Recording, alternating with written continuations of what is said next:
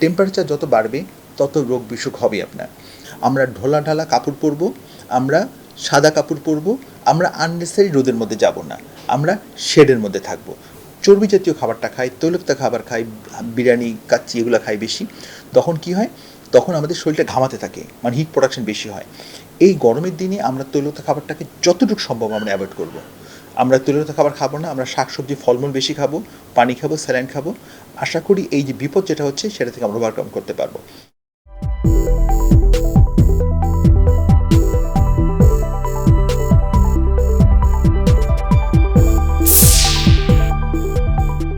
প্রথম হচ্ছে এটাকে তো সারা দেশে, এটা তো গ্লোবাল ওয়ার্মিংয়ের পার্ট, সারা বিশ্বে কিন্তু টেম্পারেচার বেড়ে যাচ্ছে। আপনি পেপার খুলে দেখবেন সব বিশ্বেই কিন্তু এখন টেম্পারেচারটা বাড়ছে। এখন আমরা আমাদের দেশে কী করতে পারি? গ্লোবাল ওয়ার্মিং কিন্তু আমরা ঠেকাতে পারবো না, আমরা আমাদেরটাকে ঠেকাতে পারবো। ঠেকানোর জন্য যেটা আমি মনে করি, গাছ গাছ গাছ গাছ গাছ গাছ যতটুকু সম্ভব আমাদেরকে গাছ লাগাতে হবে। গাছের কোনো বিকল্প নেই, কারণ আজকে যে গাছটা লাগাবো এটা বড়তে আরও 5-10 বছর লাগবে। কিন্তু আমি যদি এখন না লাগাই, ব্যক্তিগত পর্যায়ে, রাষ্ট্রীয় পর্যায়ে যদি আমি এটা না লাগাই, তখন আমাকে কিন্তু বিপদে পড়ে যেতে হবে। নেক্সট হচ্ছে, আমার জায়গা আছে, আমি কেটে সেখানে একটা করে ফেললাম, একটা রিসোর্ট করে ফেললাম, কতটুকু করলাম, দরকার ছিল কি না, আমি রিসোর্ট করতে পারি, একটা পতিত জমি সেখানে করতে পারি, যেখানে গাছের জমি, বনের জমি, একটা বন কেটে আমি রিসোর্ট করে ফেললাম। তার মানে এই যে কত ক্ষতিটা আমি করলাম। তার মানে আমি যে কোনো এক জায়গায় বন কেটে করতে পারি না, এটা একটা রাষ্ট্রীয় সম্পত্তি, জনগণের সম্পত্তি। তার মানে এই জনগণের যে সম্পত্তি বন, আজকে যে আমি কেটে ফেলতেছি, কেটে ফেলার জন্য কিন্তু আমাদের বাংলাদেশ ওয়ার্মিংয়ের একটা কারণ। ঢাকা শহরে কোনো গাছ নাই, খালি বিল্ডিং আর বিল্ডিং।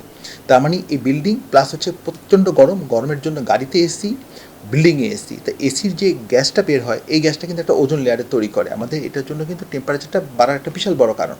তার মানে কংক্রিটের জন্য এই টেম্পারেচারটা বেড়ে যাচ্ছে, প্লাস এই গ্যাসের জন্য বেড়ে যাচ্ছে। তো এইটা তো ঠেকানোর জন্য আসলে ভেরি ডিফিকাল্ট। আমরা আননেসেসারি এসি চালাবো না, আননেসেসারি আমরা যদি এগুলো না করি কন্ট্রোল করতে পারবো না।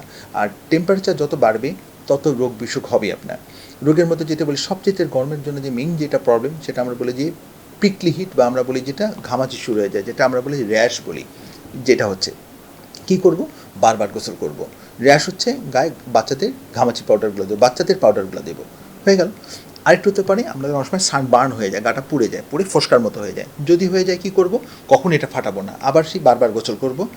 এখন নেক্সট হতে পারে, আপনি বলি আমি হিট ক্র্যাম্প বলি। আমরা যখন হাঁটতে থাকি প্রচণ্ড দেখা যায় যে প্রচণ্ড সোয়েটিং হয়, কিছুক্ষণ পর মাংসের মধ্যে মনে হচ্ছে যেন একটু ব্যথা ব্যথা করছে, একটু মাছেলটা কাপ ধরে হঠাৎ করে ধরে বসে, এটাকে বলে হিট ক্র্যাম্প।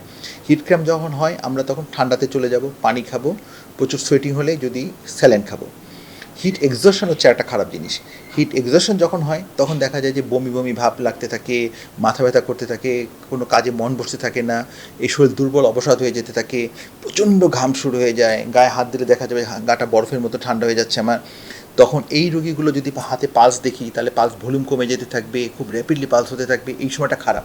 এই সময়টা আমি যদি যেখানে ঠান্ডা সেখানে না চলে যাই, আমি গায়ের মধ্যে যদি পানি দিয়ে ভিজিয়ে না দিই, তখন কিন্তু দেখা যাবে যে আমাকে বিপদের দিকে আমি চলে যাব কি, সেই হিট স্ট্রোকে চলে যাব। হিট স্ট্রোকে চলে গেলে আসলে খুব বেশি করার কিছু থাকে না। আপনি দেখেন প্রতিদিনই 1 জন 2 জন 3 জন করে মারা যাচ্ছে, সারা বাংলাদেশেই মারা যাচ্ছে।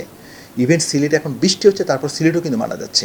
তাহলে এইটা যদি হয়, আমাকে তখন এই খেয়াল করতে হবে, যখনই আমার কাজ করতেছে, যে বিশেষ করে আমার যারা ডে ওয়ার্ক লেবারার ভাইরা যারা আছেন, বিশেষ করে রিক্সা চালায় যারা শ্রমিক, তাদের জন্য সবচেয়ে বেশি ভাড়াবো। তারা খেতে খামারে যারা কাজ করে, মাঠে কাজ করে, যাদের কোনো শেড নাই, তাদেরকে আমি বলবো আপনারা অবশ্যই মাথায় শেড নিয়ে ব্যবহার করে কাজ করবেন। আগে গ্রামে পাওয়া যেত, মাতলা পাওয়া যেত, বিভিন্ন রকম ছাতা দিয়ে তো আর কাজ করা যায় না, সেগুলো দিয়ে কাজ করেন। রিক্সা ভাইরা যারা দরকারে এটা কাজ করেন, দরকার সরকারিভাবে বা আমরা বলবো যে উদ্যোগ নিয়ে এগুলোকে ডিস্ট্রিবিউট করার ব্যবস্থা করেন, যাদের কাছে টাকা আছে তাদের কাছ থেকে সাহায্য নিয়ে করেন। এগুলোকে যদি আমরা করতে পারি, রিক্সাওয়ালা ভাইদেরকে আমরা এটা করতে পারি। আমি বলবো রিক্সা যারা চালাতে আসেন বা খেতে কাজ করেন, তারা বাসা থেকে আসার সময় পানি নিয়ে আসেন। কারণ আপনি পানিটা যদি পরিষ্কার না হয়, তাহলে কিন্তু পানিবাহিত রোগগুলো এখন বেড়ে যাচ্ছে। আপনি পথে ঘাটে পানি পিপাসার তো একটু জুস খেলেন, কি জুস খেলেন, ভালো পানি না, ডায়রিয়া হচ্ছে, কলেরা হচ্ছে, আপনার টাইফয়েড হচ্ছে, জন্ডিস হচ্ছে, বিভিন্ন এই পানিবাহিত রোগের কারণে। আপনি বাসা থেকে স্যালাইনগুলো নিয়ে আসেন। যদি আপনার হার্টের, কিডনি, লিভারের সমস্যা না থাকে, স্যালাইন খেতে সমস্যা নেই। প্রেশার না থাকলে আপনি ঘামাচ্ছেন, আপনি স্যালাইন খান।